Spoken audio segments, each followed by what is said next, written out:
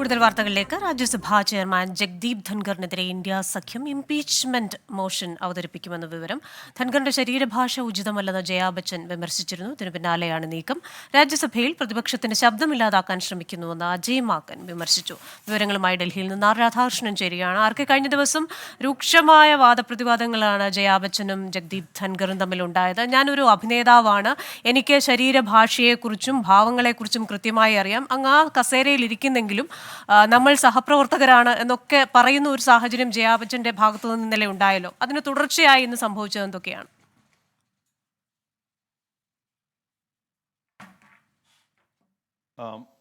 ക്രിസ്ത്യനെ സൂചിപ്പിച്ചതിന് തുടർച്ചയായിട്ടുള്ള സംഭവവികാസങ്ങളാണ് ഇന്നും സഭയിൽ ഉണ്ടായത്. സഭയിൽ ജയാ ബച്ചൻ ജഗ്ദീപ് ധൻഖറിന്റെ ഇടപെടലുമായി ബന്ധപ്പെട്ട് തനിക്കുള്ള പരാതി ആവർത്തിക്കുന്ന ഒരു സാഹചര്യം ഉണ്ടായി. ഇതിന് പക്ഷേ ചെയർമാന്റെ ഭാഗത്ത് നിന്ന് അത്ര ഉചിതമായിട്ടുള്ള രീതിയിലുള്ള മറുപടിയല്ല ലഭിച്ചത് എന്നാണ് അവർ പറഞ്ഞത്. ഈ ശരീരഭാഷയുമായി ബന്ധപ്പെട്ടിട്ടുള്ള തന്റെ നിഗമനം അവർ അവിടെ അവതരിപ്പിക്കുകയും ചെയ്തു. ഇതിന് തുടർച്ചയായിട്ടാണ് ഇന്ത്യ മുന്നണി ഒന്നടങ്കം നിലവിലുള്ള ഒരു സാഹചര്യത്തെ വിശദീകരിച്ചുകൊണ്ട് രംഗത്തെത്തുന്ന സാഹചര്യം ഉണ്ടായത്.